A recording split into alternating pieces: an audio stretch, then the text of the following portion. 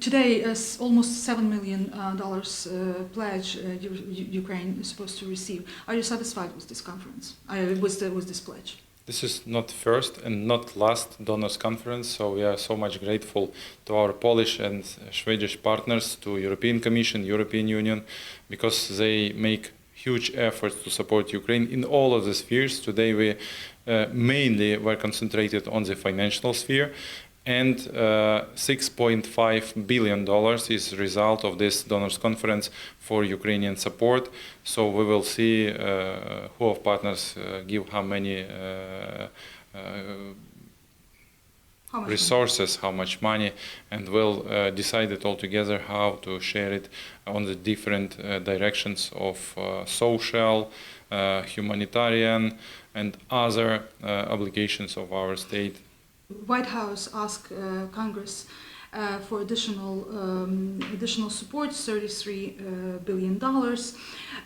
How this money would be organized, and how much do you expect for the budget, and how much do you expect for other needs?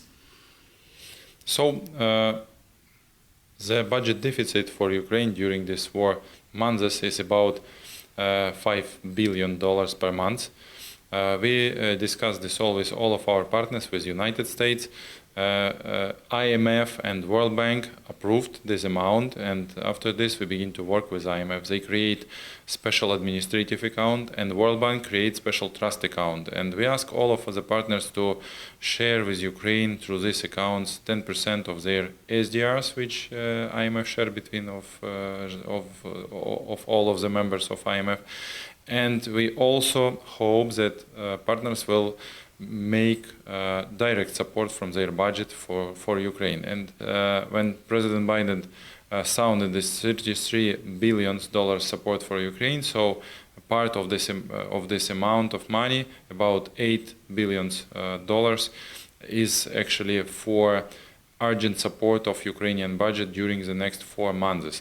The rest of the amount we agreed to finance from all of our partners, from IMF, World Bank, from European Union, and we need this support, this financial support. Do not make emission of money, and do not make hyperinflation in Ukraine. So macro-financial stability of our country is very important for all of our partners, because war will finish. Ukraine will win this war, and after the glory, we need strong economical conditions to begin in very fast way recover our territories, our regions, cities, and because of this, partners understand this absolutely clearly, and we work with them closely to go actually in this way. This war affected agricultural industry in Ukraine, and specifically the world is actually facing a serious hunger crisis because of this war.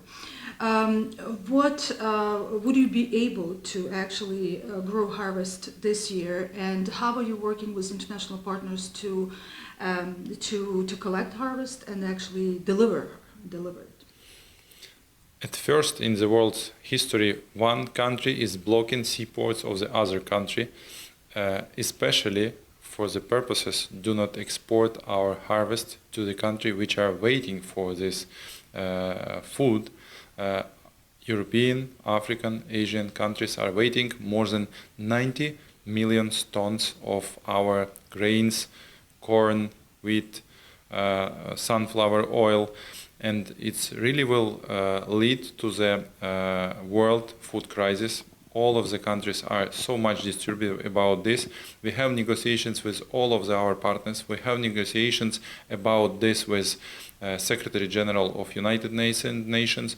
During our visit to United States and meeting with President Biden, we also discussed this issue, because we understand that if we will not deblock our seaports, it will lead not to food crisis during this year and possible famine in many countries of African or Asian continents, but it will lead to the next year's food crises, because our warehouses are fulfilled for this year harvest, And when we will have even 90% of amount during this year, we will have no possibility where to collect this new harvest in Ukraine. So we urgently need support from our partners. They discuss this possibility, and maybe there will be some kind of humanitarian mission, maybe under UN protection. Maybe there will be some alliance who will organize this blue or green corridors for export, harvest and grain from Ukraine to countries which are waiting for this. And you expect Russia would agree? We hope so, because world and civilized world, democratic world should make this pressure, because in other case there will be big problems in many countries and it would be real food crisis. Russia creates energy crisis during this winter. Russia would like to create migration crisis because of the destroying civilian infrastructure and because of these atrocities and war crimes in Ukraine. And we know that quantity of killed civilians 10 times more than military people. So it's absolutely clearly that they make genocide against of Ukrainian people, but their aim is to make fear among Ukrainians and to create a migration tsunami. But European Union managed this, and all of our women and children are in European Union, in all of our countries which host them very kindly. So we are so much grateful for this. And migration crisis fall down, but food crisis, energy crisis is still very actual. So we should find all together how we manage this all together, all the world. One more question about military support.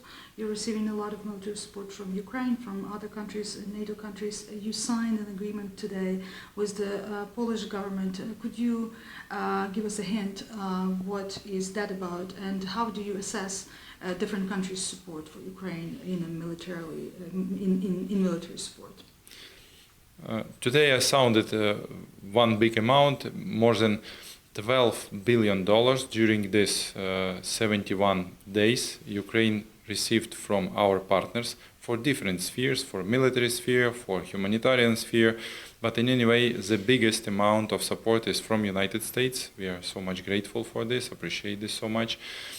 Poland is the next one country, European Union, and different financial organizations, IMF, World Bank, EBRD, all of the countries, and European Union, especially Canada, for example, their reaction was immediate, very urgent. During the first week of the war, they support us financially.